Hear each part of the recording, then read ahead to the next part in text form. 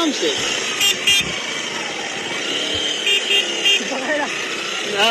मेरी आराम से आराम।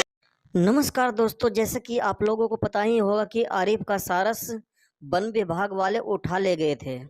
जी हाँ दोस्तों, आपको ये बता दूं कि कल की एक ताज़ा खबरें हैं कि आरिफ का सारस है जो बरेली स्टेशन पे देखा गया। जी हाँ दोस्तों, वो भी घायल अवस्था में, जैसे आप देख सकते हैं लेफ्ट साइड में स्क्रीन पर देख रहे होंगे सारस को, वो भी घायल अवस्था में पड़ा है।